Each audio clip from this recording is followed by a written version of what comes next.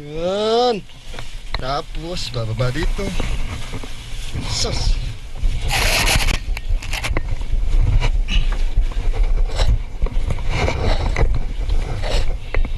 Balik.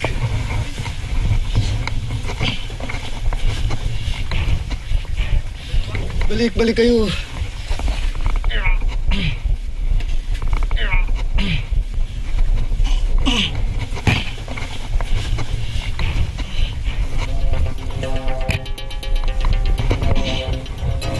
How far down the earth would you go for gold?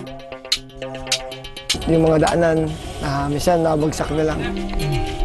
Yun ang kinakatakutan po doon. Would you dive into darkness, blind and airless for hours?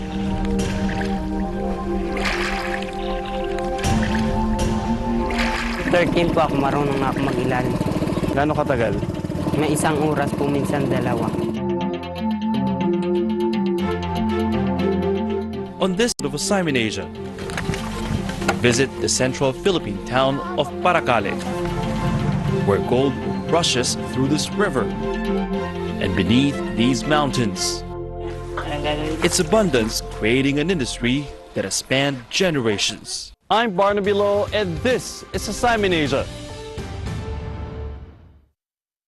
Gold mining is a 400-year-old industry here in Parakal. Majority of the roughly 50,000 people living here rely on gold for their livelihood. They say it's almost like a tradition. Children see their parents working in the mines and often end up doing the same work.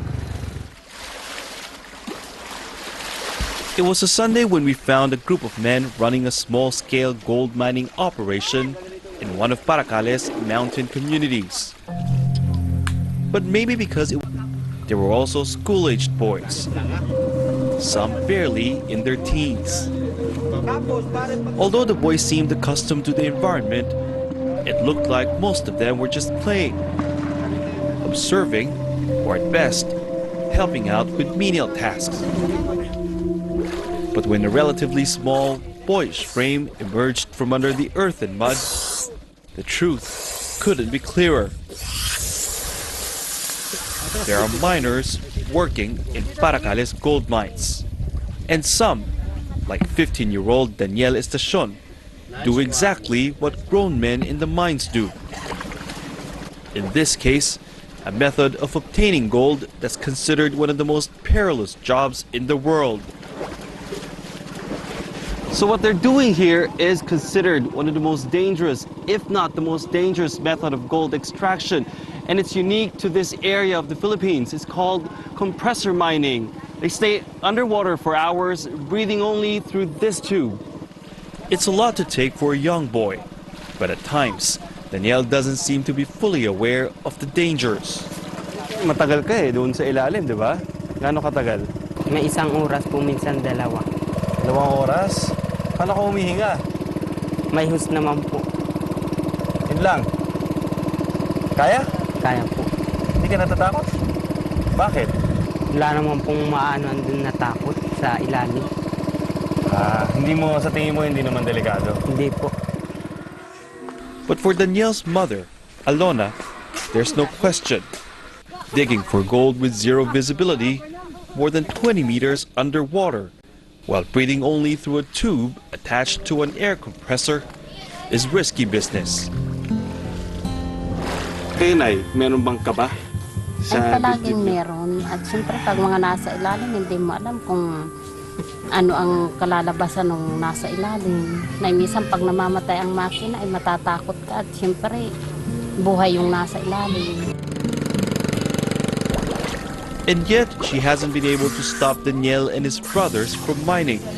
Hindi nyo pinigilan yung mga anak ninyo na? Ay, pinigilan naman. Kaso lang talagang sila naman ang gusto. Minsan nagmamalay kami, pag mapuntang Kaburan, masabi lang sa amin, Mama, mangungulipaw kami. Papayagan naman namin at gustong magkapira. Ay pagdating, maanuhan namin, nasa ilalim daw, naglidip. Ay hindi na rin naman napigilan hanggang ngayon. Di natuto na magparalidip yung mga kapatid nito. With 9 mouths to feed, the money her children bring home from mining helps make ends meet. Ay wala naman ibang pagkakakitaan. Kaya yun lang ang kaya namin anuhin. Lahat nga kami nagtatrabaho para kumita lamang at para may maisuporta. At sa dami po ng nag-aaral na yan, bali 5 silang nag-aaral. Ay para may pandagdag lamang maiano lamang sila. The money Daniel makes from mining also helps put him through school. Bakit kailangan mo magtrabaho? Para may pang ano sa project. Magkano yung kinita mo ngayon? Minsan po 400, 500, 300. Gaano katagal mo pagkakasahin yung 400, 500? Sa isang linggo po ay maipon ako ng 300 para may pambayad sa project. Kasama na doon yung pagkain? Siya po. Daniel dreams of becoming a teacher someday and a life far away from Parakale's gold mines. If he succeeds, he'd be the first from his family to be able to do so. But Parakale isn't called Gold Town for nothing. Though much of the town remains poor, its gold deposits possess a certain luster that has lured many into staying or returning.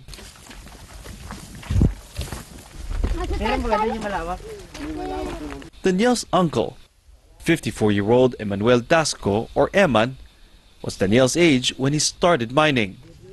Back then, he simply dug for gold on riverbanks, and there wasn't much money to make. Later, he realized he needed to go deeper to find more gold. He had to learn compressor mining. Sa lahat po yung compressor pinakamahirap. Pakilarawan ho sa amin kung paano ho yung hirap ng pagko-compressor mining. Ganito po yun, no. Yung una, pag-aaralan mo mabuti yung pagtangay ng hose. Yung sa pagtangay po ng hose, kapag yung wala kang sa sariling pamamaraan, hindi mo makukuha yung kinokontrol din yung hangin. Kontrolado din. Kung hindi mo naman pwedeng hindi kontrolin yung hangin na papasok sa buong katawan mo yun, makakuha nyo, malubo ang katawan nyo pag hindi po ibubuga. Pwede kang mamatay sa ganyan. Pwede po. Halimbawa, nasa ibabaw, may isang nasa ibabaw, ano ba, 3 silang nasa ibabaw, isa ka nasa ilalim. Hindi mo alam kung anong nangyayari sa ilalim nung nasa ibabaw. Yung hose lang. Pag sininyasan nila yung hose, nararamdaman nila yun na may aberya yun. Halimbawa, medyo danger na ang lupa. Tapos yung halimbawa, nagdadrive. Yung guguho yung lupa sa inyo. Yung lupa. Kaya yung trabaho po, talagang napakahirap sa lahat. Eman knows the dangers all too well. He was once trapped underwater when the earth above him collapsed. And yet he continues to engage in compressor mining. His children and nephews appear to be following in his footsteps. Family-run operations aren't uncommon in Parakal. And so is child labor. Small-scale mining, even those financed by businessmen, is the norm here. It was a Monday when we followed them to their mine site. Emma needed extra hands, so his children and nephews skipped school. Choosing between making some money and going to school is a no-brainer for them. Tingin mo, kailangan mo talaga magtrabaho. Kailangan talaga. Opo, wala po kami pambaon, hindi po kami makakapasok. Minsan po naglalakad na lang po kami para makapasok. Para po makatipid. Ikaw, at walang ibang trabaho po na pwedeng pasukan dito? Yun lang po, pagkakabod lang po. Ime, ikaw, yung pamilya mo, yung tatay mo, nakakagis na mo nang nagkakabod siya. Opo. Simula bata ka pa. Sumusunod ka sa yapak niya, kaya ikaw ba yung nagkakabod din ngayon? Bakit ka sumabak din dyan sa trabaho niya? May piray, kaya nagpipilit din po at para maraming pang sa magulang makatulong din. Talaga? Gaano kahirap pag sinabi mong mahirap ang buhay mo? Minsan po ay di nakakain, kung minsan naman nakakain. At first, the boys were only helping out in putting together equipment for the job ahead. It was hard labor, but was relatively safe.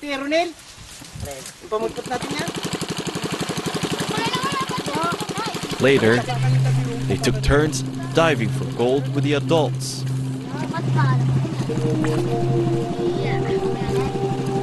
It's hard to tell how long they've been doing it. They were underwater for much shorter periods, but it didn't look like it was their first time. Natisting lang po. Ha? Natisting lang po. Testing lang? So, ibig sabihin gusto mo? Gusto niyo po. Natatakot? Hindi naman po nabagsak. Pag may palapit lang po ay hindi po nabagsak. Ikaw ba pareho sa kanya nagte-testing ka pa lang din? Mas advanced ka na ba sa kanya? Mas advanced ka na. Ano na ang kaya mong gawin? Yung ano po, ano lang din ng makapalaman din ng mga tatlong pala. Saan mo natutunan yan? Sino nagturo sa'yo? Sa mga kay Papa rin po, na sabi, testingan daw. Hindi nag-testing din po. But Ime's father, Eman, denies being the one who started his son on compressor mining. Ang problema, kung pagkuhan nga po na yung ganyan nga, tatakasan ka, tapos mababalita mo, gano'n, yung mga anak mo, marunong nang maganon. Doon po nalalaman. Pero yung sasabihin na katulad nga na kami ang tumuturo sa kanila, hindi po. Mismo sa kanila po nanggagaling. Paano po yun? Pipigilan niyo po ba sila? Hanggang kaya po namin mapigilan sila na mga ganyan. Pigilan namin para at least hindi sila yung halimbawa, imbis yung pag-aaral nila, na matutunan nila, parang namaalis na sa isip nila, kaya nagiging mahina ang kuha ng mga bata. Dahil na-memorize ng mga bata na may gido nakakapira. But even if he doesn't want his son to get into mining, Eman says people in Parakal don't really have a choice, with no other viable means to make a living. Wala ibang silang matakbuhan na. Halimbawa po, katulad ng mga kalakal katulad sa Maynila, marami silang mapagkuhanan. Dito wala po, puro ganyan kabud. Diyan madali silang makapira. Others, like 15-year-old Aris and 17-year-old Tisoy, have stopped going to school altogether. They spend 8 hours a day in the deep, dark, and narrow tunnels of Parakal. Their story next on Assignment Asia.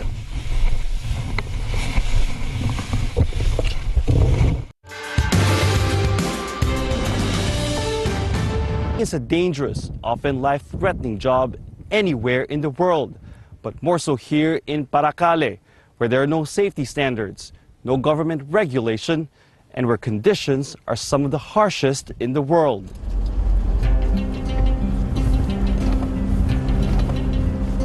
The earth was turning red as we traveled from Parakal's riverside communities to the more distant mountains.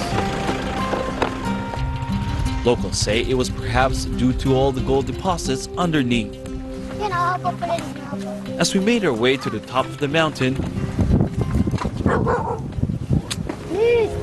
we saw clusters of makeshift structures. We went inside one of them and discovered each structure goes deep, up to 100 meters inside the mountain.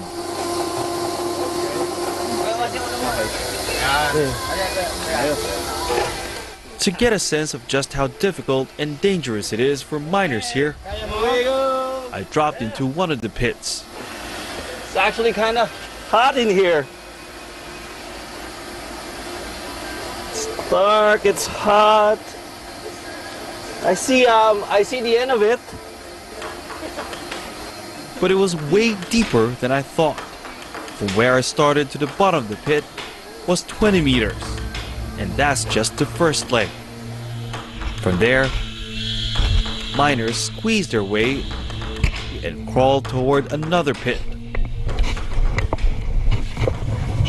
Down to another crawl,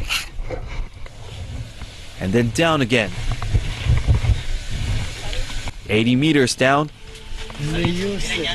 our camera caught a boy, tall but narrow frame, searching for gold. When he emerged, we learned that he's surfacing for the first time in 12 hours. His name is Aris Villanueva, and he's 15. Isa magtambay, trabaho na lang. Ayaw mo na mag-aral? Makatulong rin sa mga magulang. Oo. Ayaw mo na mag-aral? Ayaw po. It wasn't hard to guess why Aris would choose to risk his life mining rather than finish his studies.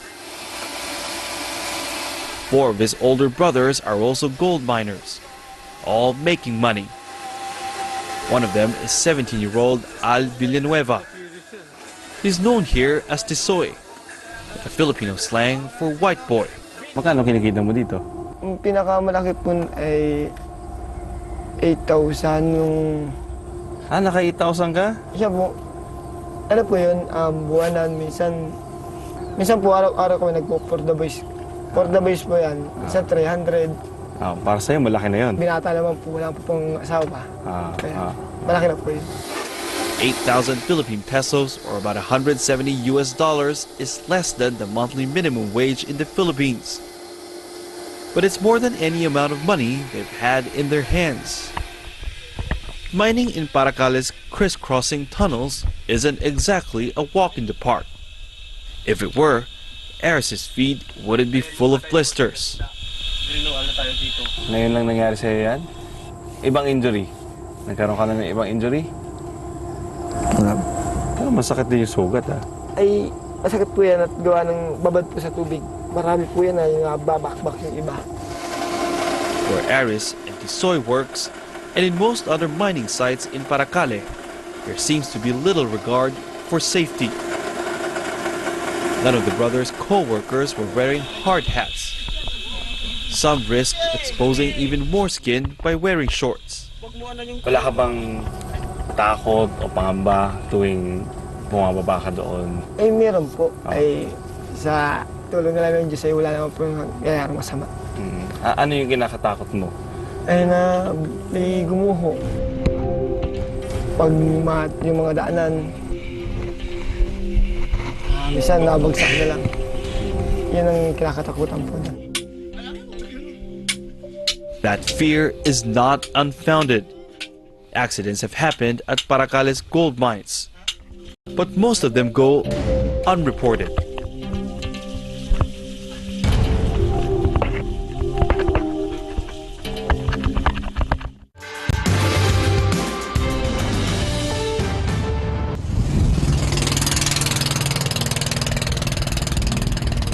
Parakale's gold deposits are so vast,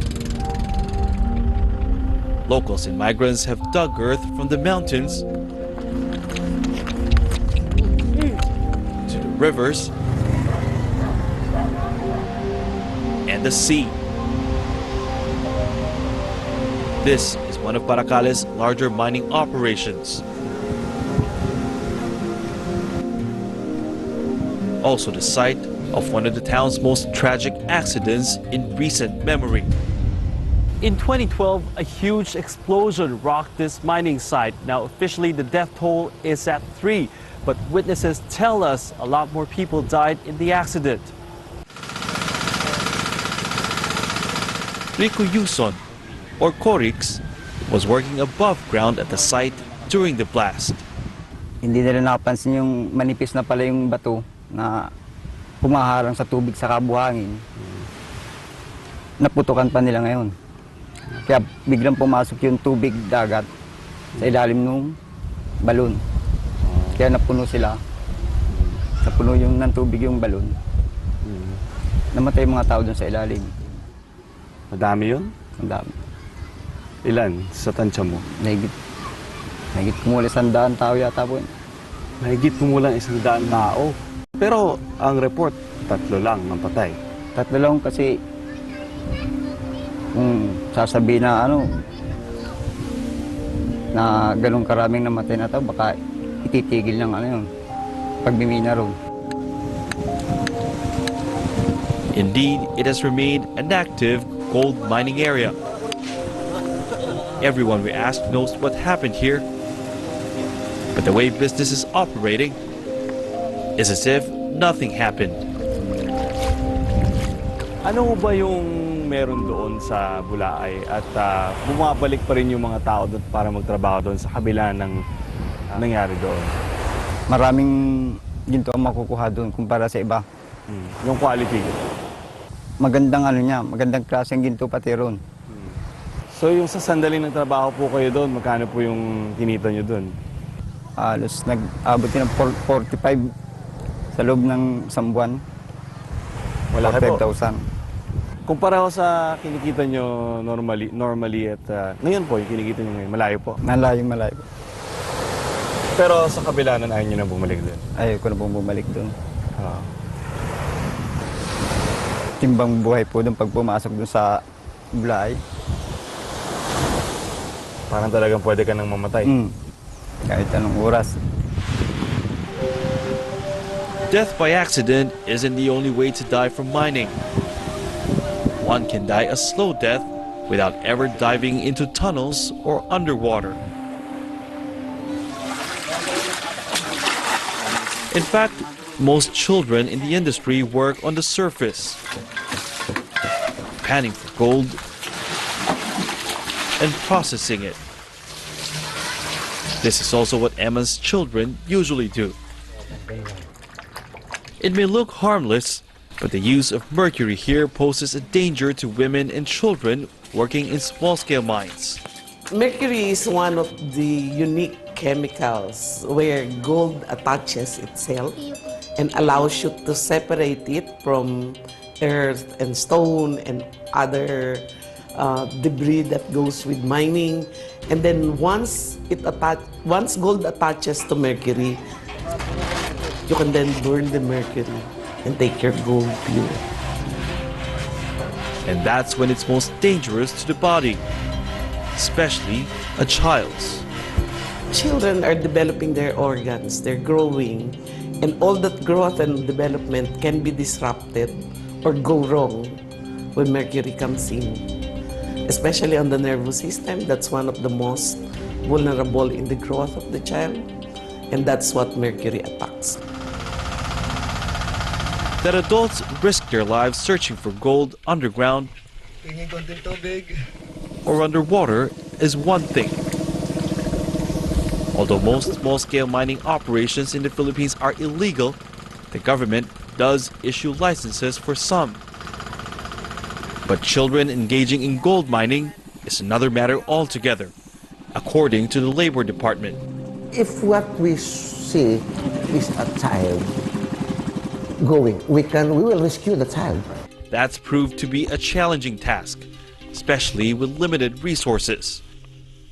But the Labor Department claims close to 200 villages all over the country are now child labor free. Their secret weapon, local officials. As long as the local government unit is not so fully educated about the menace of child labor, about the menace of illegal mining, the only way that we can reverse the situation in a certain barangay is to really get that local chief executive educated that what he is doing is really, really illegal. So much really depends on the barangay captain, because the barangay captain is the one who is with the village people 24 hours, 7 days a week. So can we expect a child labor-free Camarines Norte soon? Parakali, I hope we can declare some barangays already free so that we can make this as a model. In fact, we are delivering some fishing boats for the parents of poorers there already to make sure that they don't send their children diving into the deep for the gold. But while Eman and his children don't usually make much from gold mining, what is a bucket full of fish to an ounce of gold? Gold mining in this part of the Philippines isn't just an industry. It is a way of life even for children and teenagers. So as long as people here don't see anything wrong with it and the government doesn't intervene, sadly, it is likely the practice will continue. You can learn more about this story on our website, www.assignment-asia.com. That's all the time we have for this week. I'm Barnaby Lowe. Thanks for watching, and join us again on Assignment Asia. Share your thoughts and contribute story ideas for future shows by contacting us on social media.